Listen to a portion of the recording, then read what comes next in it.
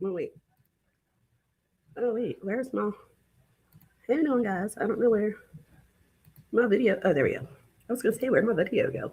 Oh, I'm really dark. Oh, no. Hold on. I might need light. I didn't think it was going to be dark. So, I'm hoping that I'm in the right live stream. So someone let me know that I'm in the right one. The one that's scheduled for tonight. Do you guys remember the one time I accidentally went in the live stream? It was the wrong one. I don't want to do that. Hold on. Can we see me now? There we go. I apologize. I don't feel really good today, but we're going to get through this. We're going to get through it.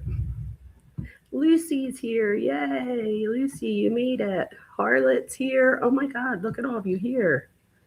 Everybody must be sexually frustrated. I'm just joking. Because we're talking about sex, get it? I'm joking. Hi. Oh my gosh, you guys. How are you? Oh, cuff you, thank you. But I am not feeling so beautiful right now. I don't have a lick of makeup on. It's okay though. I went to like pull makeup out and was like, I ain't feeling it. But thank you, you guys. We'll get through it. I'm in the right live, thank God. Thank God. Okay, you guys. Welcome in. How are you all? I'm hoping everybody can hear me. Oh, I want to thank Andrea for coming in here before the stream even started and gifted 5 Mind Behind True Crime memberships. So, if you were one of the lucky people to get a Minds Behind True Crime membership, please thank Miss Andrea. There we go. I'm like, why doesn't this look right? It was on like backwards. This is really how the room looks. This is really my left and this is my right. I don't know why it was switched. So thank you. And let me see, I think I have it pulled up already to see who, to like share who our newest, I almost said crazies, but I don't want anybody to get offended because I'm like head crazy, like the number 1. So let's see, I'm going to go on here and I want to see who got the memberships. It went to,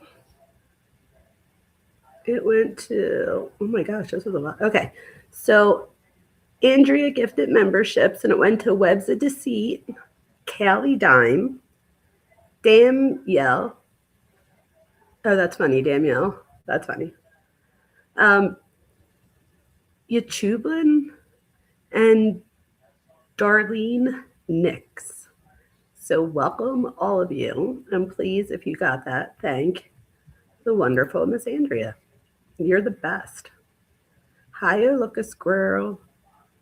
I see you. Oh, Andrew's here. Good. Marilyn's here. Hey, y'all. You guys, I was just joking when I said that everybody must be sexually frustrated. That's why you're here. We're talking about sex, so let's do it. You know, I have a PowerPoint slide. It doesn't matter how sick I am. I still have my crap together. Hey, hey, hey. Oh, look a squirrel. Of course it is, Marilyn. Yes, we're doing Jodi. Of course it is.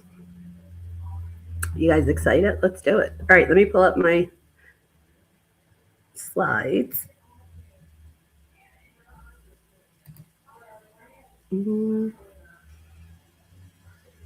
Wait, auto add screen video to... That's not what I want to do. Oh, here we go. Here we go. Here's my slides. I just have to upload them. And I just did that. Wait, the file must be... It is PowerPoint. What are you talking about? If not, I could just pull it up and share my screen. Oh, I think it's because I already have it open.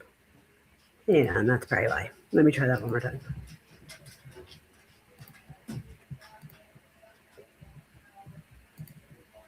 All right. Welcome in, welcome in. All right, it's not working that way, so I'm just going to do it via my screen. So I'm going to pull it up on my screen, and then I will just share my screen. No big deal. Of course, it's not going to be that easy for me, right? Is this about prison, sex life, or before prison? And why are we talking about her sex? It's not really about her sex life, Marilyn. So, well, it is, but it isn't. So we're talking about how she used. You'll see, Marilyn. So I have a whole PowerPoint. I'm just joking. I think that, like for example, when we talked about the Nick Reiner case, we talked about addictions as like the psychological thing that went with it. So with this, sex, lies, and manipulation are the things that we see most common in Jodi's story. So that's what I was talking about. But I'm just joking. Of course, you know that I'm willing to answer any questions anyone might have. But I was just joking when I said we're not going to. Well, guess what, though? Last night, if you think about it, we kind of did go through her. Um, we did go through her stuff. So, and we saw that her and Travis had like their own little thing that they did. So hold on. Oh, where is it? You guys, I just worked so hard on this. It's gotta be here. It is here. Hold on. Is this it? All right. For some reason, it's giving. Oh wait, is this one it? I have no idea what just happened. Hopefully everybody's okay. All right, I got it. I got nervous for a minute. All right, let me pull it up again. Let's try this again. Yes, the birds and the bees, Andrea. Since we all know not everybody was taught them. Here we go. Got it. Share. I just have to add it to the stage. And here we go. Oh, wait, that's not the one. I don't want to show that. I want to show my. Hold on, you guys. I don't know why it didn't show the right thing.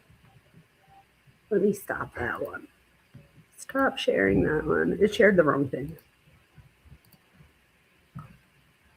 Let's try that again.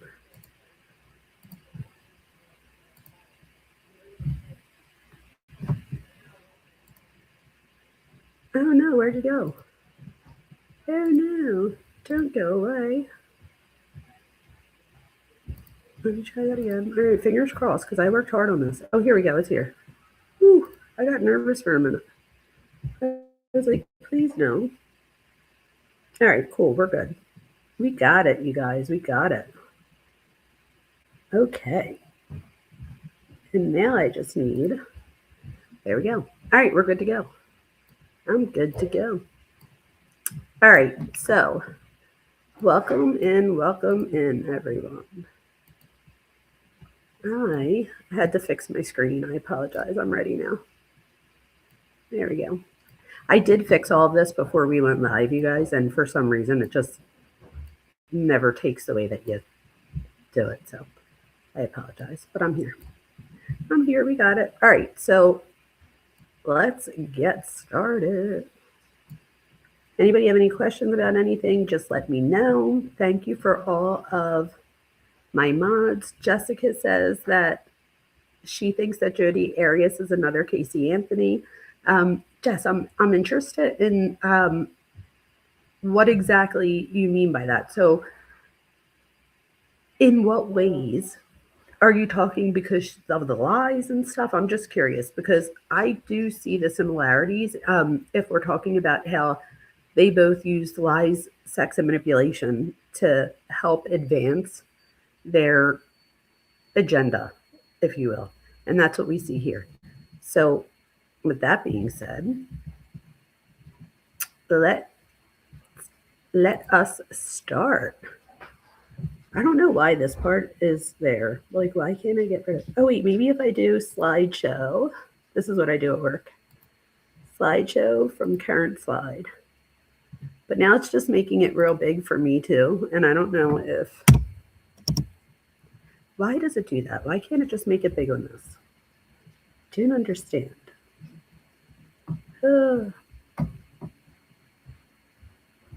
Maybe it'll let me hide it.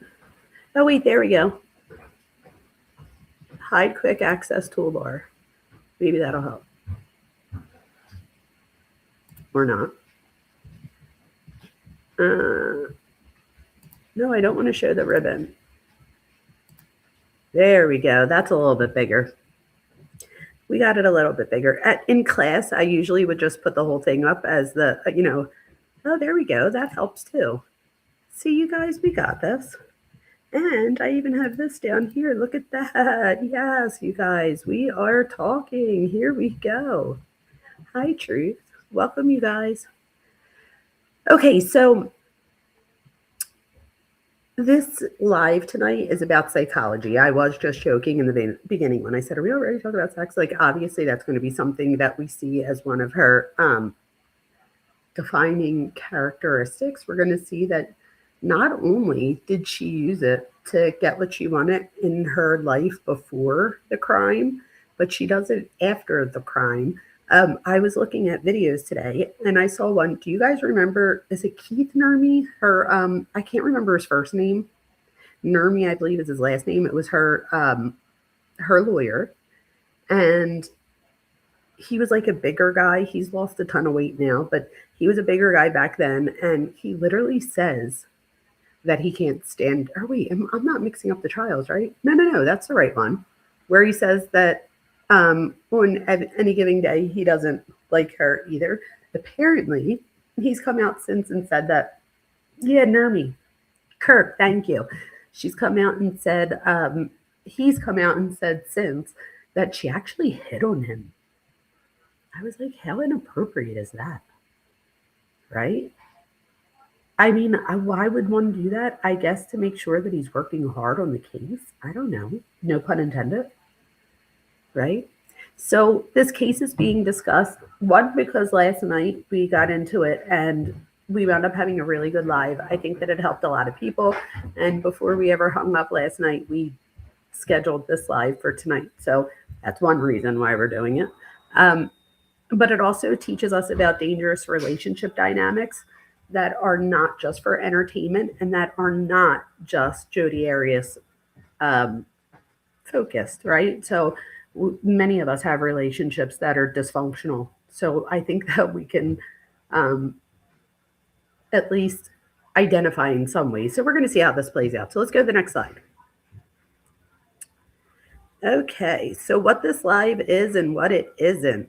So I just want to make sure we have a little bit of boundaries here because boundaries are always healthy. This analysis is going to focus on behavioral patterns, power, control, and then the obvious thing, sex lies manipulation that we saw on the thumbnail. And nobody's victim blaming here. This isn't about victim blaming. This is about if I can help educate the public or at least one person or bring a topic up. So not necessarily educate you, but bring something up that you could talk to somebody about in chat tonight and then get feedback because we literally have the best chat ever. Everybody has always been either that or I have the best mods and they just get rid of all of the negative ones or something because whenever I read the chat, everybody is so lovely. So hopefully, I'm hoping that it's not mods having to delete people. I'm hoping that it's just that everybody is respectful and treats people with dignity and respect. And we are always there for each other. And I love that about us. So that's what I'm hoping to do tonight. So we're going to go over things like psychological analysis, relationship dynamics, power and control patterns, but we're not going to sensationalize it, right? I don't want anybody to get the wrong idea that we're sensationalizing her crime in any way because this was a horrific crime. Okay, so why does this case hold our attention, you guys? Oh, wait, let me make this bigger. Let me make it a little bit smaller so you can see it. There we go. So why does this case hold attention? Because people are fascinated, even decades later, fascinated by Jodi herself, fascinated by how sex identity and rejection all intersect. So we're going to talk about that tonight, right? So we're also going to see that unresolved ambiguity combined with sexual dynamics keeps people emotionally hooked, right? Because people have questions. We talked about this last night and how there's like a need for another Dr. Ruth type thing, which I am so willing to fill the spot. So is Dr. Ruth still alive? I think she is. I probably should have knew that before I just asked. But Dr. Ruth, call me. You got them. I'm just kidding. All right. So, and again, if anybody has questions, just ask in the chat. All right, let's go to the next side. So we're going to go, I only have 12 slides. We're already on the fourth one. So we'll go through the slides and then we'll pull up some other things like that we did last night. So stuff like that. Okay, so, but I have to make sure that I teach everybody or do my lesson first because I'm a teacher and that's just how I do it if we were in college right now. So you don't think she's alive? So then Barbara, there's even more of a need for a new Dr. Ruth, right? And again, God bless her soul. I'm not, she was amazing. And we all talked last night about how all of us, not all of us, but maybe all of us in some way remember her being on the radio or on TV and stuff like that. So just being an influence. Is her dynamic with her father known? Did he deprive her of affection? Marilyn, this is such a great question. Oh, she passed in July of 24? Wow, that's not even that long ago. Thank you, Olivia Squirrel. She did teach us so much. Barb, so do we know her relationship with her dad? This is what I know. And if anybody knows anything different, please fill us in. But from what I know, her mom and dad, well, her and her family, so she has a sister and a brother. There's three of them. And I don't anybody know where she fits in birth order. That would be interesting to know. But what we know is that mom and dad are together. They own like a restaurant and it's a family business. So the kids work there, Jodi's work there. If you guys remember last night, Travis at one point she says that she's just going to go bartend for a job and he calls her a whore because of it. I think we need to keep in mind that her parents owned a restaurant and there was a bar at the restaurant. So they had a liquor license. So she could have been taught, and I don't know this to be true, but I believe she was talking about working at her parents' establishment. So, I'm sure he was still jealous, but he went really far. And again, it's like somewhere where you would take your family to eat. So they sell alcohol, but it seems like a restaurant type environment, family environment. So that's what her parents did. I know that she moves in the eighth grade. Well, I think she was done eighth grade. So she moves in between eighth grade and ninth grade. So she goes to high school as a brand new student, which we all know could be very challenging. I don't know if anybody here has ever moved, especially during that pivotal time in life. We moved during that time for my 22-year-old. And she now, like she says, it's the best thing that ever happened. But when she was in eighth grade, like going into eighth grade, I was thinking, do I wait one more year so she could graduate with the eighth grade kids? But you know, we only moved a few miles, but we might as well move to a different state because it was a different school district and everything. So I know that that can bring extra pressure to a kid, but I also know that as a parent, I made sure that I checked in with my kids all the time to see if they were adjusting. And I always made sure that they knew that I have no problem driving them 10 minutes back to where we just came from and, to go see their friends or to pick their friends up and bring them to our house to stay over and stuff. So I tried to make sure, and I believe that Jodi also moved within a driving distance at least to where it wasn't like she moved states. But we do see, right, even with the David case, the D4VD case, even with him, oh, look, Thor's like, wait, how about me? Hi, Thor. You already want to be my co host already? We just started, buddy. You're usually not my co host yet. Anyway, even with D4VD, we see that he moves around that same time, right? Around eighth grade. So I'm wondering what effect does moving at this pivotal moment in life do to a kid and to their social interactions, their ability to form relationships. And then we see Jodi, somebody, was it Jess last night? Somebody, oh yeah, I think it was Jess that won the A plus award. It's a fake award in my head, but you got an A plus last night, Jess, because I believe you were the one that said about Jodi having a personality disorder. And you said it, or somebody said in particular, probably a borderline. And I agreed and said, again, I'm not diagnosing, but looking at personality traits, we do see that fear of abandonment. How do we know that? Even things like she's admitted it in the things that we read last night. And he even seems like he had a fear of abandonment, if you guys remember from last night. So, and neither one of them, they knew that they were toxic for each other, but neither one of them were willing to just walk away. And I mean, who knows? I think eventually Travis tries to, but it just doesn't work out quite that way. Okay, Thor. I'm giving a presentation, Thor. Hey, buddy. Okay, next. I like this setup better. That yellow around my picture was distracting me because I have ADHD. So let's talk about sex as a tool, you guys, okay? So if you look over here, I think I've told you before, and just in case anybody's new, first of all, please subscribe.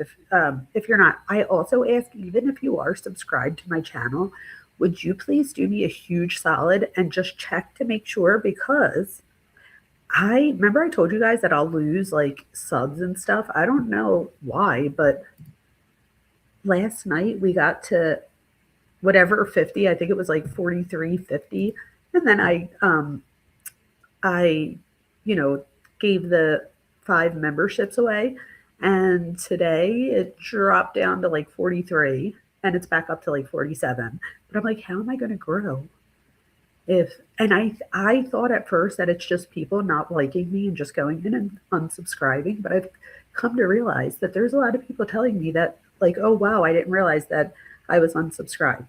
So yeah, you can hype weekly points too. Thank you, Andrea. You every week you get, I think it's 3, right? You could do 3 hypes, so that even helps. But just please everybody make sure that you're subscribed, because that really would help me out a lot. And if people are just dropping it, I'm not exactly sure what I'm doing wrong. So, I mean, I don't know if that's just how YouTube is. I'm not sure. Thor is really itching for attention. So over here, we see sex as a tool, right? So again, just in case you're just joining, I have my bachelor's and my master's in counseling, psychology, and human behavior. I have a specialization in marriage and family therapy, and I have a doctorate in education, and I did my dissertation on the effects of social media, or just media messages in general, on the development of identity, but for 18 to 24-year-olds. So that's young adulthood, right? And I've been teaching for 22 years at the college and university level. Last semester, I taught 10 psych courses, and they were all different. I didn't have any repeats. So most teachers will teach like 3 or 4 sections, and we'll teach like 3 sections of this or all 4 sections of that. I taught 10 different classes, which were 10 different shells I had to make and stuff. So I'm constantly teaching a multitude of classes, which keeps me, so I thought about it and I'm like, what makes me different? That whole John Matthias, Dr. John thing is like messing me up big time. If you guys don't know what I'm talking about, it's that whole, and the only reason it's really messing with me is because now I feel like people are skeptical of people in my position being on YouTube doing true crime, and I'm like, but why? We're not all, I don't know if it's because he sees patients, if that makes it different, but I'm like, I'm an educator, and part of what I do is teach. I teach online and in the classroom, so I'm used to just teaching to the computer and having students, talking like in chat type thing. So I'm used to this. So it just feels very natural to me. So I don't know, but I feel like he's like doing us a disservice for us people in the field. So maybe that's, I don't know if that's why I feel the need to explain, but if anybody has any questions, or if you ever want to look up my credentials, please feel free to do so. I am exactly who I say I am. So just remember that. I'm exactly who I say I am. Okay. With that being said, oh my gosh, you guys, this semester I just realized I have to make a course shell and teach a class called The Psychology of Health and Illness. And I slightly have a little bit of, I mean, I really don't. I wouldn't say it's diagnosable, but I worry all the time. Like ask Cuff you, I'll get like a pimple on my leg or something, and I've never really had one of them. So I'll get something, I'm like, oh my God, it's a tumor, Cuff you. I'm dying, ain't I? Just tell me, be honest. I had my sister, who's a nurse practitioner, look at the back of my throat to see all the tumors in the back of my throat, and they were my taste buds. So I'm a little dramatic, but I know this, right? So I'm wondering if this class is going to make this worse or better. I'm like, maybe it can make it better. I've never taught this course before, but maybe it'll help me. I feel like the more we know about things, which brings us back to our live tonight, the more we know, the easier it is for us to handle situations and to face situations, especially ones that make us anxious. And I know that things like health anxiety and stuff like that, which we used to know as hypochondriac. Yeah, my daughter Gianna definitely has it worse than I do. But I know where she gets it from. And I really want to change that because as a mom, I know that she's following my lead. So I want to make sure that I do the right thing. So with sex as a tool here, we see in family systems, like I said, I have a specialization in marriage and family therapy. I believe Dr. John does too. I thought that was crazy. I don't know if anybody caught that, but I saw that too. And I'm like, wow, dude, you're killing me over here. That's with age. You think so? You think it's with age? Today, I did not feel good, and one of my mods' truth was like, "Are you sure you're not going through perimenopause?" And you'll have to ask her what I said to her. I wrote back, "F you," real big.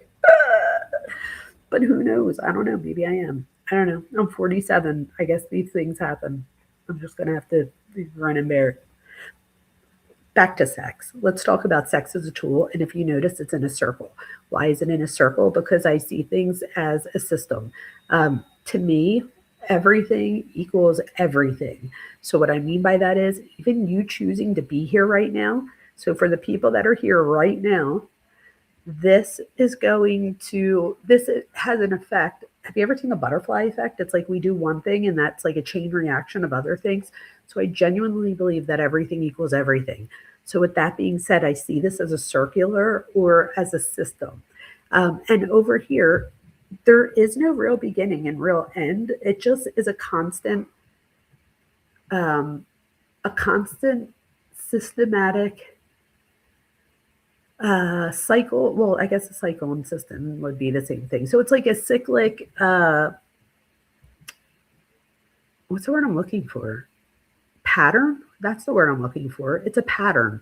So let's look over here. So when we look at sex as a tool, what does that mean? So tonight, when I said we're going to talk about sex, we are talking about sex, but it's not necessarily about like, sex toys and stuff like. We're talking about sex as it relates to things like attachment, identity, um, personality. So things like a fear of abandonment would come into this. So if you look over here, I put it's used to secure attachment. What do I mean by that? We all have an attachment, and we all have an attachment is just a strong emotional bond between two people, right? So with that being said, you can have an attachment to your parents, your siblings, your friends, us here. We have an attachment, right? There's a reason you're here tonight. And I notice everyone in chat tonight that's here. So I clearly have that same attachment back, right? So there's Dr. John's in Missouri. Is there? Oh my God. Yes, as parents, we need to be careful about what examples. Yes, Jessica, we set for our children because it would hurt them if we send the wrong. Yes, it is so important. You're so right. Oh, you're so right. Fear of abandonment explains a lot. So, yes, so look, so for Jodi in particular, and again, I like to hope that I'm bringing psychology just to the world, and I'm doing so through true crime. So I pick a true crime case, and then I pick out the psychological themes that we see within that and then go with that. So that's how we got here today. So sex is a tool. Jodi, we see Jodi use it as a tool. We even see Casey Anthony, as somebody else pointed out, also use it as a tool. So we see that as well. And what do we mean by that? So, I went too far. So like with Kurt Nurmi, how he comes out and says that she flirted with him, which I just thought was so inappropriate. We see that Jodi uses sex as a means of manipulation to get what it is that she wants or needs in that moment. So, with that being said, what do I mean by it's used to secure attachment? So, we all have an attachment, okay? Oh, wow, Oluka Squirrel. Okay, Oluka Squirrel says, before we end, feel free to offer tips for healing from trauma associated with sex being used as a tool against us. That is so interesting, Oluka Squirrel. This is why I'm so glad we have so many different walks of life here, because I always look at it from, I put my head in the mind of the person, the criminal, you're coming from the mind of, you're not late, Wendy, come on in. I always look at it from the criminal, but what about the victims? And what about the people that sex has been used as a tool for them? And how many people, you guys, when somebody uses sex as a form of manipulation, they're not really thinking about you. So, oh, look, a squirrel and everybody else watching. I would say the good news here is that it had nothing to do with you. Nothing. What people do to you is from uh, their own trauma. Not everybody has trauma, but it's from their own experiences. Let's say that. So the good news is it's not about you. The bad news, I look a squirrel, is it's not about you. I've been saying this for over 20 years. So what do I mean by that? It should be more about you. Nobody should be using anything as a tool to manipulate, right? So when we believe in somebody or we think that there's an attachment of some sort, whether it be with a parent, a friend, whatever the case may be, and then we find out that this was used as a form of manipulation against us, it not only questions what we thought we knew about the other person, but it questions what we thought we knew about ourselves, right? So, you know, we're going to get into this more as we go on, but look a squirrel, I think that that is a really important point. And I think that it starts with you trying to remind yourself that there's good news and bad news, and that both are that it wasn't about you, even though it probably should have been more about you. So, you guys, when you're born, we have a strong emotional bond to at least one person. It's usually the mother figure, or at least that's how we've taught it up until this point in psychology. I am happy to say for all of you men out there that are amazing dads, and we have so many of them on our channel, we do see that you could build an attachment to not just mom, but you can with dad too. So let me put that out there. But if you look at the research, so much of the research is from the 70s and stuff, where like women stayed home more and did a lot of the child rearing, if you will. So there's something called the strange situation. The strange situation is the name of an experiment that was created after John Bowlby, a researcher, wanted to look at rhesus monkeys in a lab because he said that he thinks he can quantify love. Think about that, right? Love's very abstract. How do you quantify love? Like, what does that mean? So it was interesting because at the time, people in society were like, oh, wow, that's like interesting. How do you put a number, or like, how do you measure love? So Bowlby says, what is love? Like, is love, the mom feeding the baby?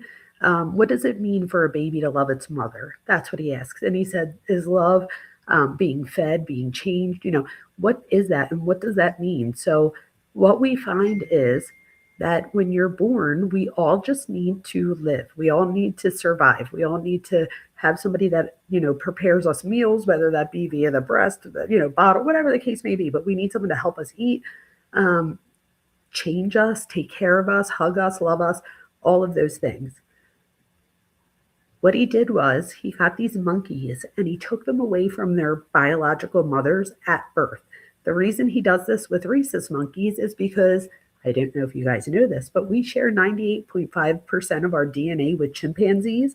So we study chimpanzee populations because, well, if you want my honest opinion, because it's too hard even to get humans to agree to like long-term studies. It's hard enough to get somebody to do a one-time interview, let alone, a longitudinal study. So, excuse me, by following these chimpanzee populations, we're able to study this better. Let me just skip to the very end because you aren't in school and you're not getting graded on this. But what they found was when the chimpanzee had a parent in the beginning that they were able to trust and that they were able to count on, they were more likely to build what we call a strong, secure attachment. Okay, so in you either have insecure attachment or you have secure attachment. There is an attachment quiz that I give my students that's online, and it was created by Harvard. Let me see if I can put it in chat. It's by Harvard. So Harvard University created this, and it's a free assessment. And wait until after we're done, maybe. I don't know. I guess you could do it whenever you want. I'm not your boss or your mom, but I'm going to put it in chat so that you guys could take it if you want. And what it does is it helps you identify your adult attachment style. Okay, so your adult attachment style. So we create this adult attachment style based off of, oh, look, it even does it as a hyperlink. Perfect. So that's it, you guys. That's the attachment style quiz. It takes about, 8 to 10 minutes to take it. Hi, Army Vet. What's up, Army Vet? Come on in. So we're talking about attachment and sex, Army Vet. Um, oh, thank you. Good convo. I love this. So this attachment quiz will, at the end, and this is the thing, I don't want to give this quiz out without prefacing it by saying the good news is that if you get insecure attachment, no matter which type of insecure attachment you get, because there's 3 different types you could get. So you can have like a fearful attachment, which would be an insecure attachment, an avoidant one, or a dismissive one. Or you're securely attached. So there's 4 attachment styles. You want to be securely attached. A securely attached individual is the one that, yes, Tisa, it is the one that you want to be. That's the one I talked about last night where I said you want to be 100% and 100% and come into a relationship that way, not 50-50, because 50-50 is too much intertwined. You want to be solid and solid so that you guys can really be a team, if you will, no matter what it is you decide to do. With that being said, most of you are going to get insecure attachment. And I just tell you that because I would hate to give this attachment quiz and you guys take it and most of you get insecure attachment and be like, what the frig? Why would she give this to me? So I give it because if you're willing to read this website, you know what I mean? It gives you so many. Oh, look, a squirrel. You might like this. Same thing with Barbara. Barbara, I could see you liking this quiz. But anyway, so, and even if you get secure attachment, that's good for you to realize that you have a secure attachment. It not only tells you your adult attachment style, but it breaks it down into your father, your mother, and a lover. And again, you don't have to be dating anybody at the moment. It's just talking, it asks you questions about if you're in a relationship, and if so, how would you handle certain things? So that's where it comes with that. So it gives you, and that way it helps you understand you could have a secure attachment with mom, but have an insecure one with dad. And that could lead to an insecure attachment with a relationship, which is enough to pull you over into what we call insecure attachment.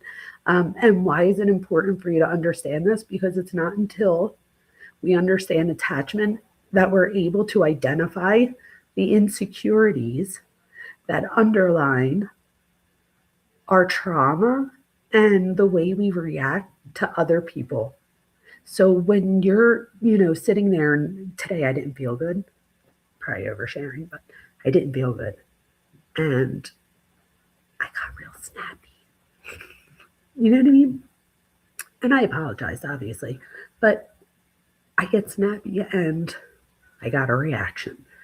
That reaction comes from past, it comes from your childhood. So people react the way they do in childhood often. So if you freak out in childhood, that's probably, and you haven't done anything to better that, we tend to go back to that in an argument. So I do think that that's important. And I also think it's important for me to share too, because I don't want anybody to ever think that I am like the authority as far as living a certain way. Like I am human and I am an expert, but only in the field of psychology. So I don't claim to be an expert. Like if we go outside and my car's broken down, we got a problem if I don't know somebody that's a mechanic. Like I don't claim to be an expert at everything. So let's finish this. So if you get secure attachment, that just means that as a child, when you needed something, so if you got hurt, whatever the case may be, that you were able to go to a parent and they would stop what they were doing to pay attention to you, even if it's just for a second. So picture a little kid that runs and they cut their knee and they're bleeding, right? So they come and they run to the parent. If the parent is kind of like, leave me alone, or if the parent's like, stop tattling, like go figure it out. A lot of people think like tattling, like they'll say, don't tattle, don't tattle. Let me tell you though, that's not always the best advice. So you want your kids to tell you what's going on, because then they might be afraid, or they might think that they're being a tattle in a situation where you very much wish that they would have told you something. So it's okay to let mom know if something happened. And by you stopping what you're doing, even if you have a teenage child, and let's say they're like, Mom, Dad, or whatever, how do so and so wrote this to me in my text. How do I respond? That this happens all the time. And I'll get a lot of people that just assume, like, you're a teenager now, like, figure it out. I'm not dealing with this drama type thing. I have my own shit to deal with. The truth is, they're coming to you because their personality is still being shaped and they don't know how to handle the situation. So, see this as an opportunity for you to help them continue to develop that attachment that they're building with other people. If you can't trust your primary caregivers in childhood, the chances of you meeting a stranger in your 20s and just being like, I trust you, are going to be slim to none, right? If you can't trust your primary caregiver, it's going to be so much hard to trust other people. So it's important to know your attachment style. If you get an insecure attachment, and we can do an entire, live just on attachment styles and stuff if anybody's interested, so that if you do get insecure attachment and you do want to learn more about that, I have notes, I have everything. I have an entire PowerPoint slide that I could probably give to Cuff You to put on Discord. I have so much information, you guys. I've been teaching for 1,000 years. Like, I literally taught George Washington. I've been around forever. Okay, so secure attachment. Hopefully, we all know what this is and why it's so important to relationships. Then that leads to at some point, you might use sex as a form to regain control of the situation. If you think about Jodi, and you have a secure relationship and attachment with your parents, but you're very cautious. So, Jess, you don't ever have to tell anybody in the chat. But I'm interested, when we're done, I want you to take this, and you might see that you're secure with your parents, and then you'll see somewhat of like an anxious insecurity almost, but it could still put you in secure attachment. But that could just show why you're cautious of strangers. It could just be that you were hurt at some point. Sometimes when we do have that secure attachment to our parents, we might trust someone that's untrustworthy, right? So that's also a part of teaching children, is to teach them what to look out for. And you don't want a kid to not make relationships because they're, side-eyed and everyone. We need to live. But at the same time, we also need to be cautious. So with that being said, we could use sex as a tool to regain control. We see this with Jodi. Jodi tries to regain control with let's just talk about Travis. And we seen this last night when we were looking at a lot of the texts and stuff that I was reading. And she uses sex. She tried to get him jealous, right, about the guy at the expose or whatever they were at.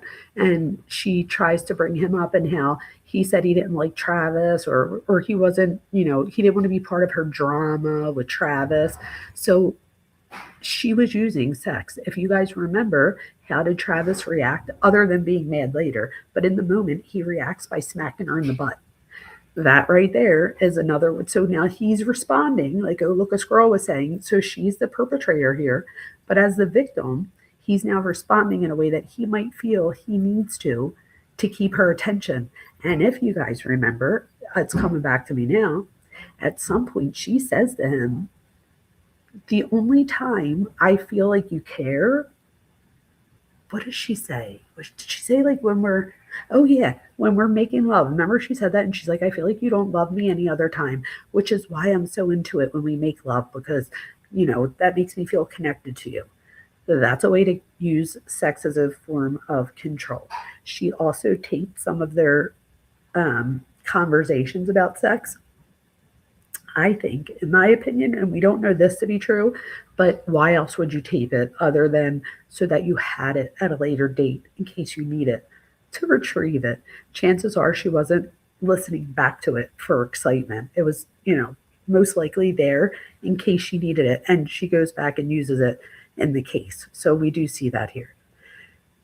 We also use this as leverage. So because she already had sex with Travis, and because this was very much against his religious upbringing as a Mormon, which is interesting, right? I feel like a lot of these cases, or not these cases, but a lot of cases have this Mormon background. Is that just me, or do we see like with Jodi Arias? We saw it with Ruby Frankie. Um, what's the therapist's name with Ruby? Jodi Hildebrandt, Dr. John, Lauren. Anyway, I wonder what's going on there. Um, but we see this used as leverage. So think about it this way: when somebody has sex with someone, it's, let's say somebody has sex with three people in their 20s, and now they're single again in their 40s. It's actually easier to go back and call, especially if you still see those people. Oh, Lori and Chad Daybell. Oh my God, there's more too. What what religion is the Warren Jeffs thing? I know it's not Mormonism, but what is that? Or what was that? Does anybody remember the Warren Jeffs? I wonder what they were. But how interesting is it, right? And I wonder what's the common theme. So I think a lot of this, you noticed this too, Wendy? I didn't notice it until this minute as I was talking about it. And I was like, wait a minute. I said the word Mormonism out loud. Josh and Susan Pale. Keep them coming. You guys. If I had to make an educated guess of why it is, I would say that when we put too many restrictions on human beings, we try, there's always going to be people that try to rebel against that. And they want to see, how far they can go as far as boundaries. How far is too far? I think with Travis, she was able, you worked at a Mormon based school for 15 years. Shut up. Oh my God, it is Mormonism, the Jeff's one.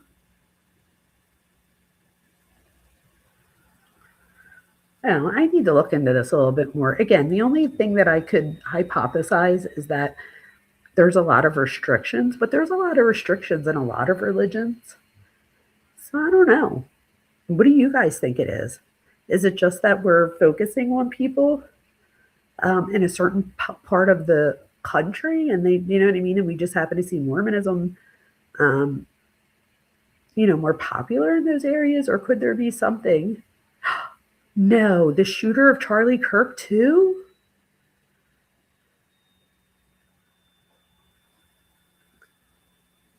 Oh my God. You guys, there's so many. I can't even believe it. You have to remove the cases covered by hidden true crime if you want real data. Lauren grew up Mormon and has rejected it since, but she covers it a lot because she follows it closely. Oh, look at Squirrel. I don't know this to be true, but I wouldn't be surprised if she works very closely. I wonder, I don't know if anybody remembers, but I believe they live in the same state as Ruby Frankie and Jodi Hildebrandt. And if that's the case, I can imagine, especially because she was part of the Mormon religion, that Dr. John might have had a hard time getting clientele because the Mormon church backed Jodi. I think that's another thing, right? There's a lot of overlap as far as what people do in the community in the church. Whereas, like in the churches around where I live, they don't, I mean, I guess they could give a referral for someone, but it's not something like you have to see these three people type thing to stay in good graces. And I believe that that's what they did with Jodi. I wonder how much of a role that's played. You guys, I'm making 1,000 connections. No, I believe she's in Nevada still. But still, it's still, or no, am I wrong about it? It was terrible, these poor kids. Does anybody know if he's in the same state as Jodi Hildebrandt? I'm making so many connections. Let's try to go back to Jodi Arias. But look for a live on this. I swore I wasn't going to do one.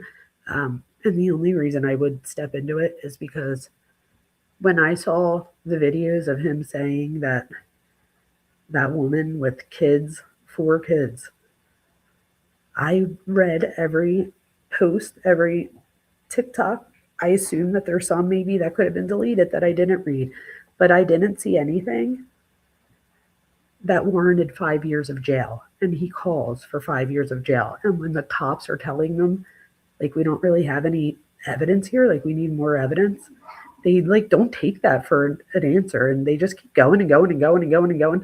And I don't like it at all. And I feel like it's doing disservice to other people in psychology. And so if I do say something, that'll be why. Back to used as leverage. Sex is used as leverage all the time. And we saw that with Jodi and Travis. We already went over that. The other one here is used to reduce abandonment and fear. That's a big one, you guys. So it's used to reduce abandonment and fear. If you think about used to secure attachment, this also goes with this abandonment and fear. So let me explain it this way. If somebody has borderline personality, whether it's traits, the disorder, whatever the case may be, what we're looking at there at its core is a fear of abandonment, right? So, with that being said, there's also an inability to regulate emotion. So, we have emotional dysregulation with it as well. If I had to give you like a visual, think of, and again, this is no disrespect. This is just a way for me to, a lot of people just learn in examples. Think of somebody with borderline as being like a liquid form of jello. When they have a strong mold, so for example, a boyfriend, a girlfriend, someone that's providing that secure base for them or that secure attachment for them, they're good. They become very solid. So solid that they could, be with this person for 20 years and consider themselves somebody who had borderline tendencies or whatever. The problem is if that mold is lifted, so let's just say somebody breaks up with them, or Travis, he tries to get away at some point, the person then goes back to the liquid form again. So, which is why you'll often see somebody with borderline traits or borderline personality disorder, they'll be in different relationships. So they'll go into the next relationship with someone that's completely different. So they could even be a different race. Like they'll try to get completely different. The problem is it often ends the same way the last few did, and that's because we attract ourselves to a personality trait. So it might look like they're different, but there's still that personality trait. You took the test and learned that you're secure. Marilyn, I am not surprised, believe it or not. If I had to, I'm good at this, you guys. Like in class, my students will be like, all right, guess what I got? And I'm like usually right. I'm really good at I'm really good at psychology. It's like one of the things that that and being a mom, I know that I'm good at those things. So with this used to reduce fear of abandonment, does everyone see how if you are also using this as a secure form of attachment or secure mold, so you're trying to seek out, Travis brought that secure mold, but did he really? Because Travis had his own trauma. Travis had his own post-traumatic stress disorder, or he actually had complex or CPTSD. That doesn't stand for chronic. A lot of people think that. It stands for complex post-traumatic stress disorder. And he talks about having PTSD even in the things that we read yesterday. So we know that he has PTSD. His parents were both addicts. His grandmother raised him and his siblings, but not before. They had been through so much, so many inappropriate settings and different trauma. So his grandmom comes and kind of saves the day in that sense. But just like I taught earlier with attachment, and maybe I didn't say this part, so everybody listen up just in case. For the monkeys, and again, we're going all the way back to the research, for the monkeys who didn't have a secure person to go to in childhood, when the monkey was given, so let me say it this way. If you don't have that strong emotional bond in those first few years of life, so if you don't have a caregiver that you could trust or that you could run to that stopped what they were doing to help you, give you a hug, whatever the case may be, feed you, change you, whatever it is you needed. Let's say you totally don't have that, or you have a parent that's completely neglectful and or abusive, where they're just neglecting you altogether. When that person later on, now let's say we fast forward to our teenage years, early 20s, we're dating, we'll see often secure attachments try to almost save somebody that's like insecure attachment, because maybe they have a family that's so loving and accepting, and they're like, oh, you would fit right into my family.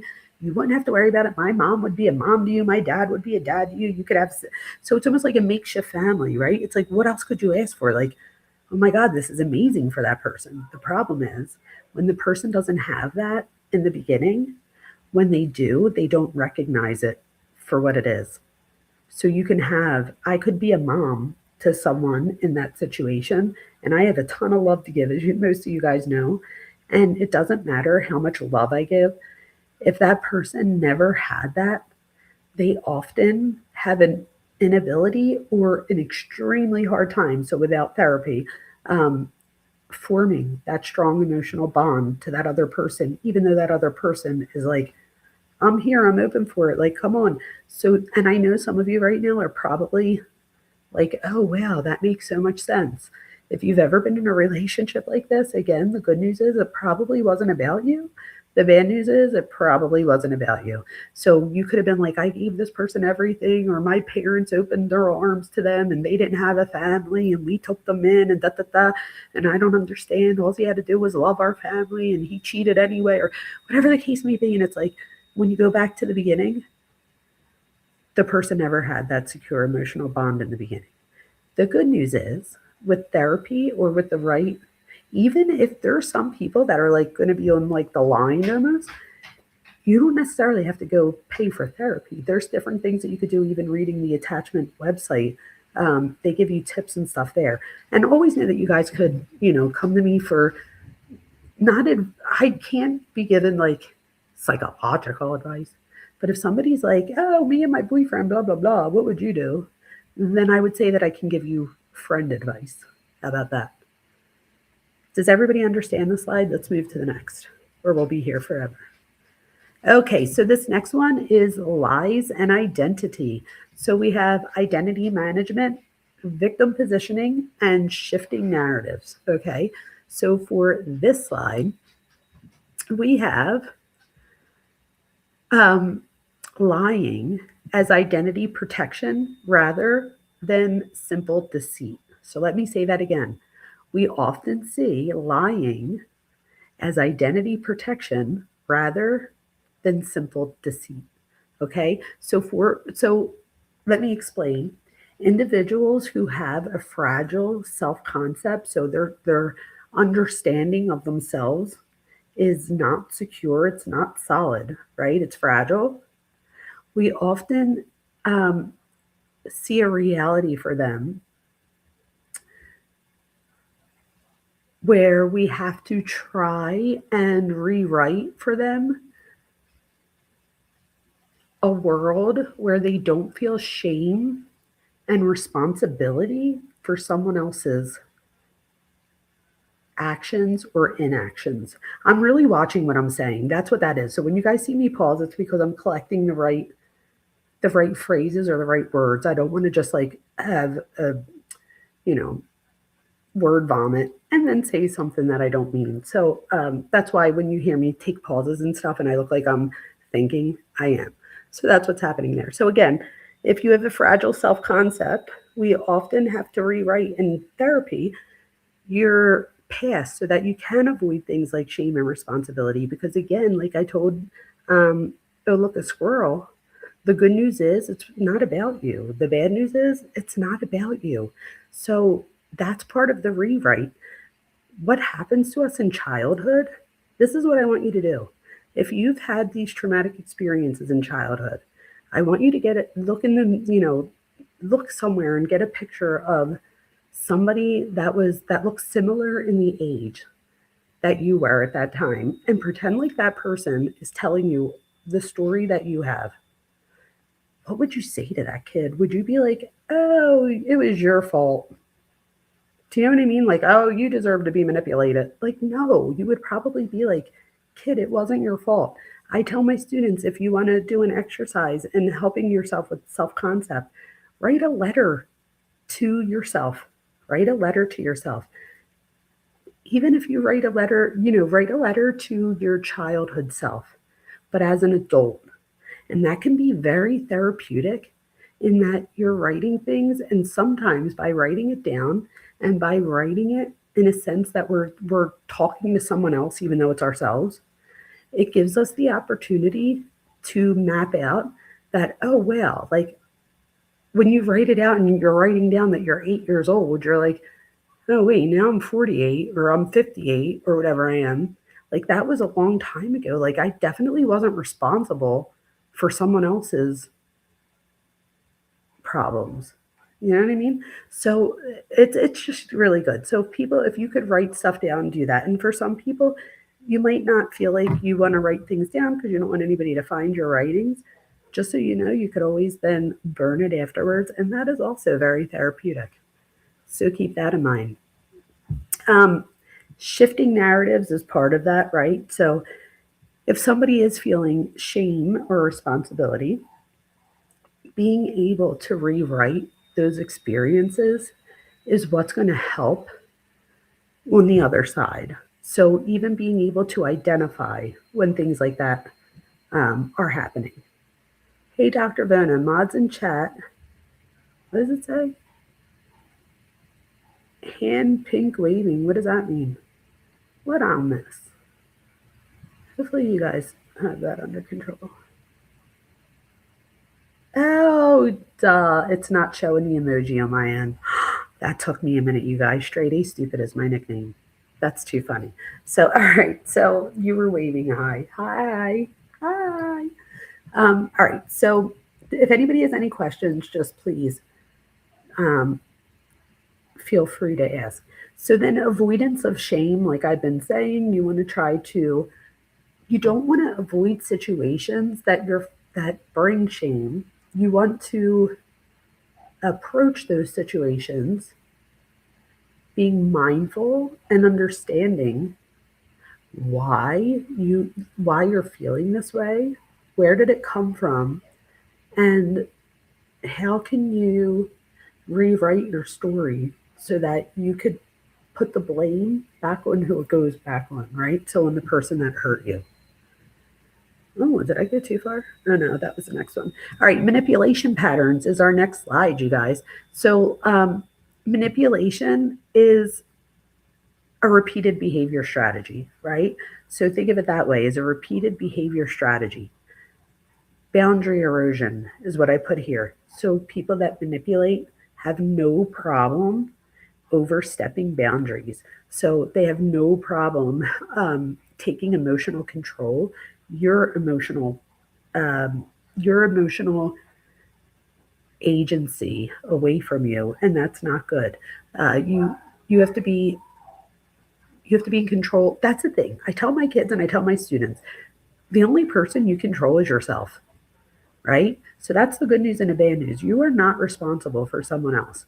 So as far as like your relationships, like if you have a, significant other, boyfriend, girlfriend, whatever the case may be, you only control yourself. You only control your own emotions and you control your own actions, right?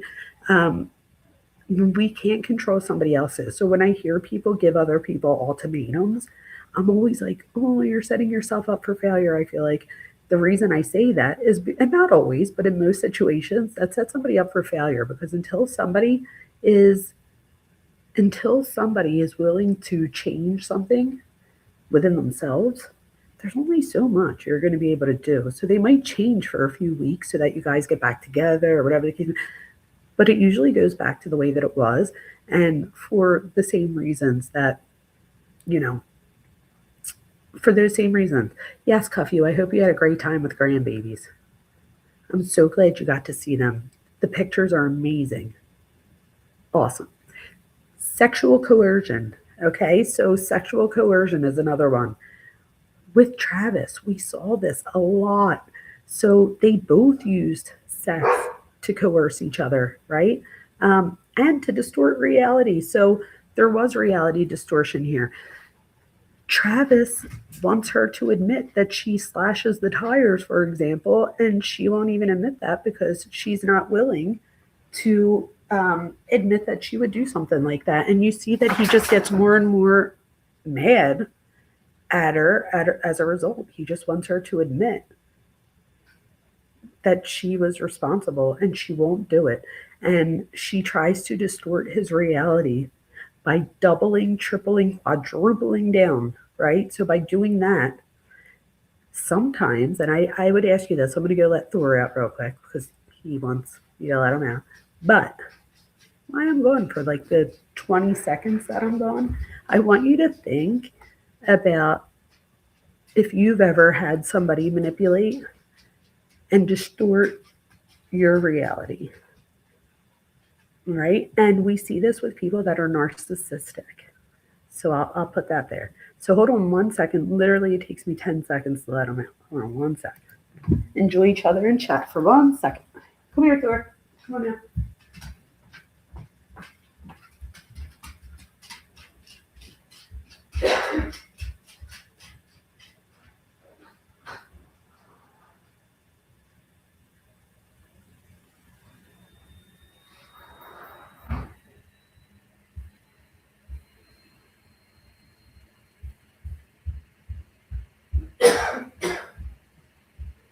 Okay, I'm back.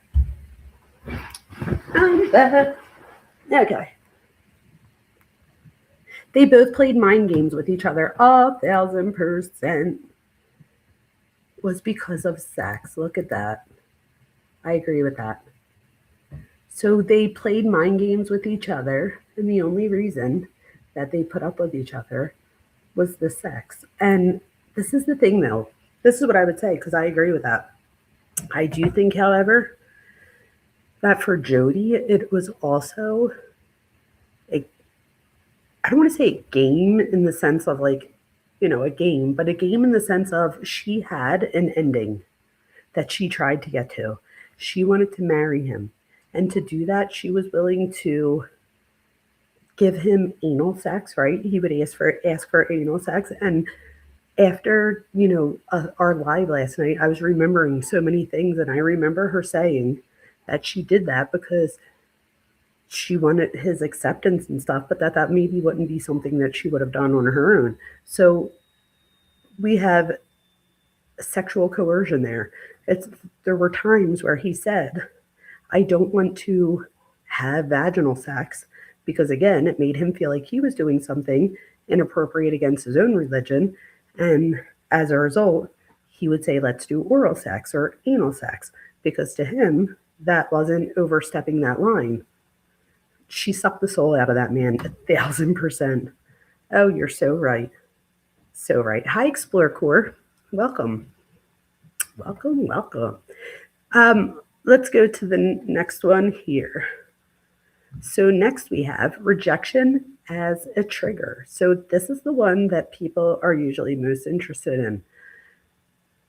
Why do I say that? Because we're talking about narcissistic injury, and I found that when it comes to narcissistic anything, people in true crime often are all ears. Which just says to me, yes, Lucy, he was a womanizer. That obviously, and we're not victim blaming anybody, we're calling it like it is because we're seeing how relationships could become dysfunctional in this sense. So I agree with that. Narcissistic injury, let's talk about what that means. So let's say somebody has those cluster B personality disorder or the traits of it, let's say, because I'm not diagnosing. Remember, I want to keep myself on the right side here. But narcissism, remember I was teaching yesterday, not teaching, but I was talking yesterday about how narcissism and borderline personality, they fall under the same cluster. They also fall under the same cluster as histrionic and antisocial personality. All four of them are called cluster B personality disorders. They all share a common personality theme that revolves around odd and eccentric behavior. Somebody that is a narcissist, although it might seem like they have a very high self-esteem, they do not. Okay, I promise you, they don't have a high self-esteem. They usually have a very low self-esteem, and they use that supply to think of it as like gas in a car. Most of us are gas stations to somebody that's a narcissist. So they might come up to us and try to tap into our supply of, our supply of emotion, of anything that can help them physically, mentally, psychologically, emotionally, whatever the case may be. It just has to be benefiting them.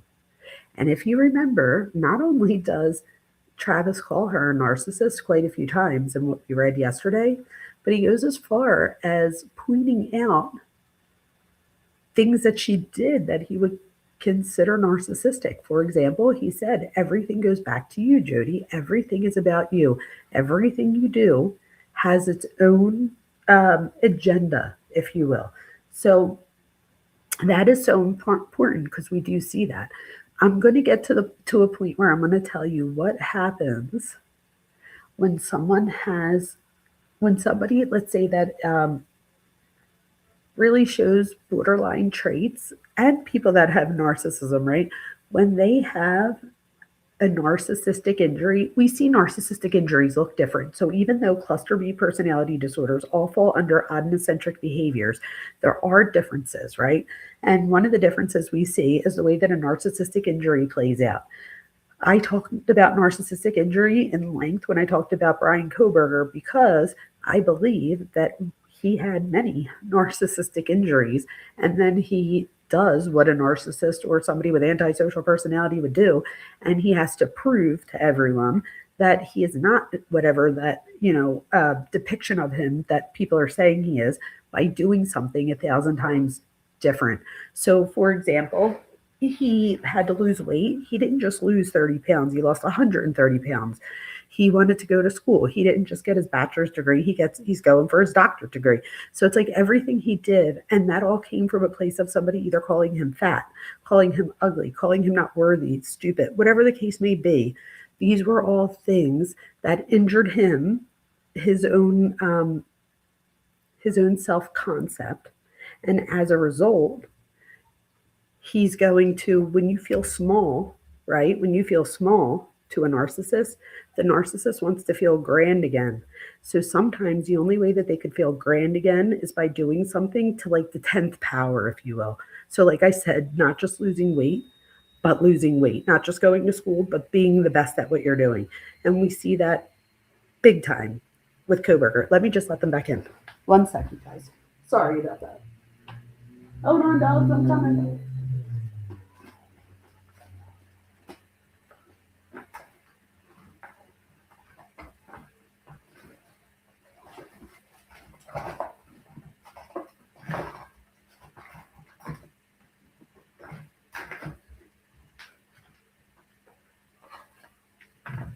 No, you won't come back in. Or, oh, here you go. Hold on. Hold on, Berkeley.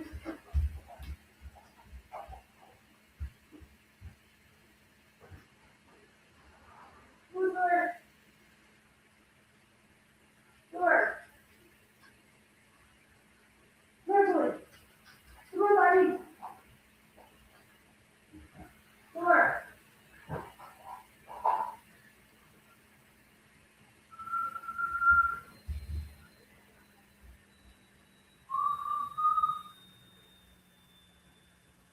Yeah, you are.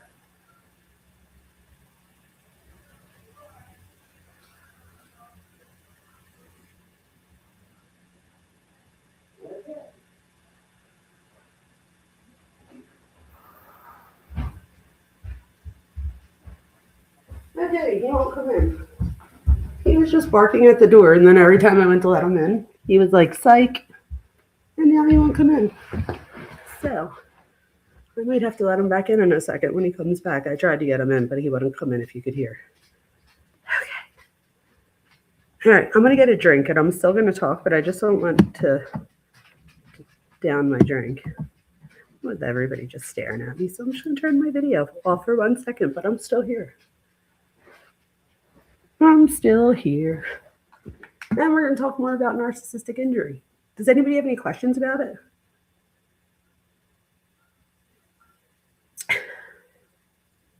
The poop hole loophole?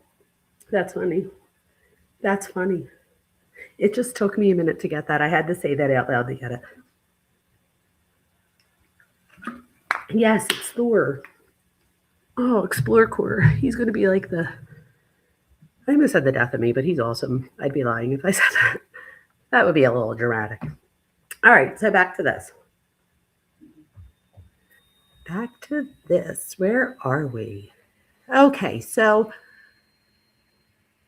hopefully I explained narcissistic injury in a sense that you guys see that when somebody, you guys see that us normal people or us regular people are seen as a supply for a narcissist that they could tap into when their supply gets low. So, what does that mean? When they get into an argument with somebody else and they want to feel superior, whatever the case may be, they can tap into people. Think of it as like gas tanks that are just like, and they know how to fill those gas tanks up because think about it. If people only came and tapped at us for their narcissistic supply, and after a while, for a lot of us, we would be like, go F off. Do you know what I mean?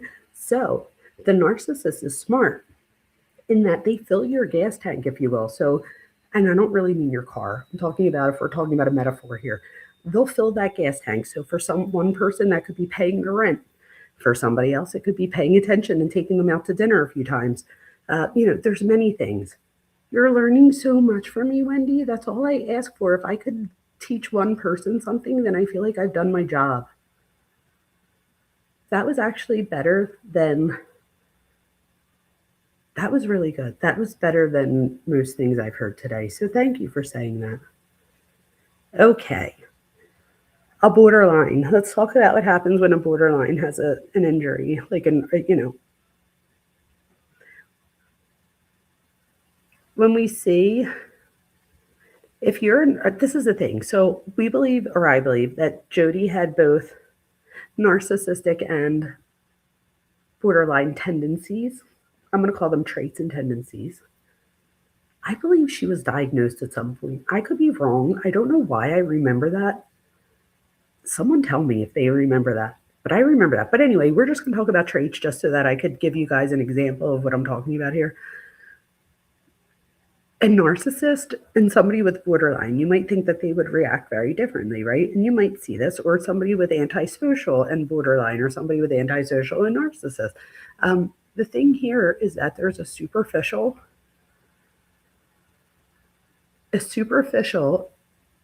ability or inability to regulate emotion. So we just call that emotional dysregulation, but we see that often. And we also see, if we're talking about somebody with antisocial, that they might not feel emotion with the same intensity that maybe somebody with borderline feels it. So we know that there is autonocentric behavior that goes through those 4 personality disorders: antisocial, borderline, narcissistic, and histrionic. So they all have something that's in common, but they're all very different as well, or they would just be the same thing, if that makes sense. If anybody has questions about a narcissistic injury, let me know. But just remember that when a narcissist is injured, they feel small, and a narcissist wants to feel big. So when somebody makes them feel small, and again, nobody can make you anything, but to a narcissist, it's everybody else's fault. So it's never their fault. A narcissist very rarely apologizes unless they're apologizing. They're like the person that says, I'm sorry if you got your feelings hurt. Not, I'm sorry that I said that and, your feelings got hurt. Like, I'm so sorry. I did not mean to hurt your feelings. This is like, I'm sorry. Truth, I'm sorry if you got your feelings hurt. And it's like, that is not an apology. That is not an apology at all. But you might see a superficial apology like Jodi was giving him. If you guys remember yesterday, she was saying things like, no, it's me. You're right. I'm a terrible person. I have and she just kept she would take what he said and then double down on it to the point of where he was just like, yeah, you are. And which I didn't like. I watched the trial, borderline personality. It was Marilyn. I knew it. I was going to say, oh, they did say borderline, Lucy. Yes. So covert narcissist, that's interesting. So I know that a lot of people are interested in how narcissism, even like the difference between covert and overt narcissism. So a lot of people are, oh, I did not mean to do that. There we go. A lot of people do get confused about the difference between the two. I actually did a short. I did a few shorts on narcissism. I did one on like narcissistic. What did I call it? Narcissistic love something. I don't know. Let me see if I can find it in my stuff. I might not be able to, but I'll look real quick. Let me go to my playlist. That might make it easier. Yeah, look at that. See, I can find my stuff. All right, where would I have it real quick? I definitely am in the right place. I just have to find it. I've made over 200 videos. I can't even believe it. That's crazy. Oh, Allie's like, I want to be heard. Allie, it's Thor. Stop. It's okay. He's just barking at nothing like usual. Thor likes to bark at nothing. For real, Thor likes to bark at nothing. Where is my stuff? My videos. Here we go. Oh my God, there was a big button that said my videos. All right. Short. Let me go to my shorts, and I'm going to share one of my shorts with you about narcissism. Here we go. What is narcissistic abuse? Look at that. And it's only in 1 minute and 50 seconds. So yes, we want the truth. Also know that I did this one with AI voice. Just know, you guys, that when a creator uses AI voice, that there could be many reasons why they're doing that. For me, it's usually because people are asleep.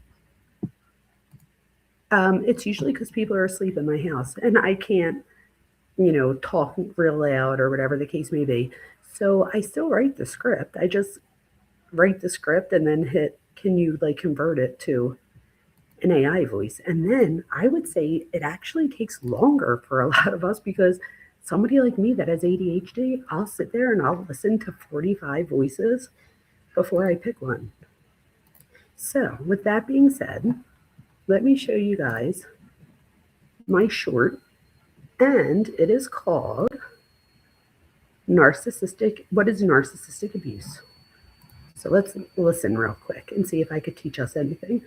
Truth. I'm Dr. Vona. I have 20 years of experience teaching at the university level, and I've had enough of narcissists destroying good people like my students. Let's break down the dysfunctional cycle of narcissistic love, so you see how they chip away at your identity piece by piece. In the first phase, love bombing, they come in hot. There's eye contact, soulmate vibes, it's intense, and you think it's love. They're not loving you, they're studying you. They mirror your dreams to hook your trust and then devalue you. It's in the devaluation phase. One day, you're a queen. The next, you're too sensitive. They roll their eyes, withhold affection, and correct your memory. This is gaslighting. Controlling your perception of events erodes your self-trust. And without self-trust, you're more easily maintained. And then, boom, they ghost you, or cheat, or dump you like you did something wrong. This phase of discard serves as an ego reset for them. You didn't change. They're scripted. And when you stop playing their ideal character, they abandon the role they've cast you in. Finally, right when you're getting over them, you get a message. I miss you. Yep. No, they miss controlling you. Stop calling it love and start calling it what it is. It's intensity through manipulation. Yep. Narcissists don't just hurt you. They aim to fracture who you are until you forget what healthy even feels like. Here's the truth. The moment you name it, you start to reclaim it. Your identity doesn't belong to them. It belongs to you. Follow for more psychological armor. And comment if you're done being rewritten by someone else's dysfunction. Wow, you guys, you want to know what's so weird? The fact that I did that's one of my very first videos ever. I mean, I've only been doing this for like 6 months, but it's interesting because so much of what I said there are things that I just covered tonight, right? So it does go to show you that I'm consistent when it comes to my teachings of this stuff and the things that I find important, like identity, attachment, and relationships. They're always the things that I seem to go back to because they're the things that I feel like I can contribute the most. With that being said, I talk about here about how And narcissist gaslights, right? So gaslighting is a real thing, you guys. Um, if somebody tells you like, oh, look, a squirrel, like you're just sensitive, like stop being so sensitive, girl. I didn't mean that. That's gaslighting, you guys. You're not too sensitive. If your parent said to you something like, well, truth, it's like stop acting like that, and I won't treat you like this. What? That's gaslighting. And gaslighting is often done by a narcissist. So I do think that it is important that we remember that and that we're able to see it, because the truth is, somebody even like me that grew up with a narcissistic parent, I talk about it often, and I always feel guilty about it, which is so narcissistic abuse, right? Like in other words, that just shows that it clearly affected me as a human. So much so that I really think that maybe I am so empathetic because of those things. So who knows? I don't know. I guess I don't know. I also guess that we tend to, people in psychology, it's not untrue that people in psychology often start their psychological journey for one reason and then continue for another. So it can often be to figure yourself out. And then, but when a parent gaslights you, they are often a narcissistic parent. And I don't know if Jodi had narcissistic parents. I'm not sure where that part comes in, but I do know enough to know that when it came to her messing up and things, like I believe she gets caught like growing a pot plant or something in 8th grade, but her parents like call the police on her instead of like punishing her. I would have gotten my butt beat, but my parents wouldn't have called the police on me. Like I wouldn't have gotten a record. I knew that it probably got expunged at 18, but still, I feel like there's something to that, to the kid thinking like, oh, my parents already think I'm bad. I'm like, oh, sorry, my parents already think that I'm bad, so I might as well just do this, that, or the other. If you did have a narcissistic parent and you feel like you've been gaslit, I'm going to show us this one because I feel like I'm talking so much today. And I know I won't get copyright strike because it's my own work. So let's watch what I say here about parental gaslighting so that we could see, how narcissistic abuse affects us. You're too sensitive, or that never happened. You start questioning your memory, your feelings, even your sanity. That's not good parenting, it's manipulation. Today we're talking about parental gaslighting, what it is, how it shows up, and why so many adults don't recognize it until years later. Gaslighting is a psychological tactic where someone makes you doubt your own reality, your memories, your emotions, even your judgment. When it comes from a parent, it's especially damaging, because this isn't just someone lying to you. It's someone you were taught to trust completely, telling you that your feelings are wrong or that your truth doesn't matter. And over time, you start to believe them. Let's break this down into real-life examples. I never said that. Your parent denies conversations you remember vividly. If you hadn't acted that way, I wouldn't have yelled. That's shifting blame for their behavior onto you. You're imagining things. This one cuts deep. It's meant to make you second-guess your own instincts. Yes, it is. These aren't random moments. They're part of a pattern designed to create confusion and control. One woman I spoke with said her mother always told her, "You're lucky I even care about you." Every disagreement became a crisis, her fault.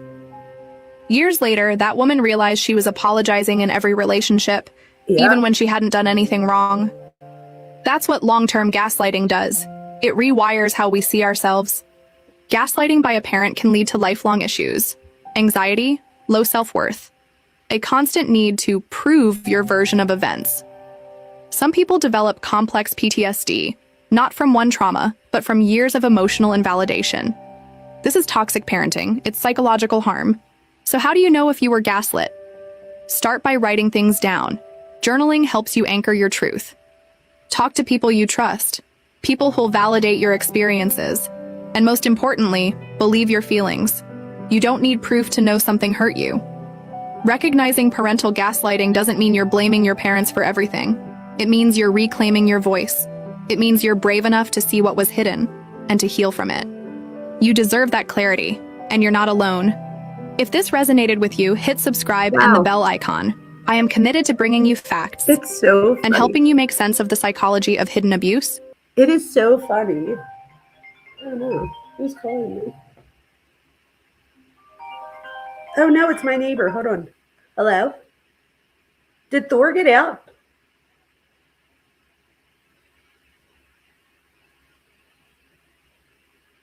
Oh my God, thank you so much, Chuck. I'm gonna go get him now. Oh my God, you're the best. Thank you. No, thank you. Thank you. All right, bye-bye. Oh my God, you guys, Thor just ran away.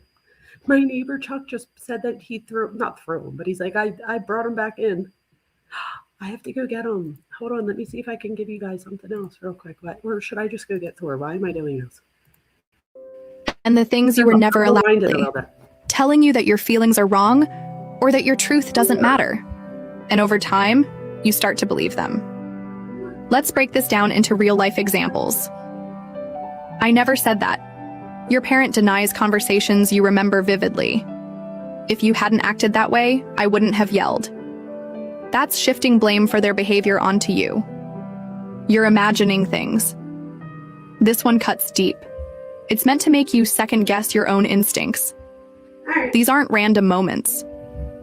They're part of a pattern designed to create confusion and control. Come here. One woman I spoke with said her mother... You guys, he's back. Can you guys believe that he ran away? Come here, Thor. Look, he thinks he's in trouble, I think. Thor, why did you run away? Ew, what's all over you? That's why he's looking at me weird. Ew, Thor. You guys, I have no idea. Ew, what is this, Thor? Hold on, buddy. Ew, I'm gonna vomit. What is this? What is all over you, you guys? I have no idea what this is. Ew, I want to throw up. I need to go put this in the sink. Blech. I'm gonna vomit. Oh my God.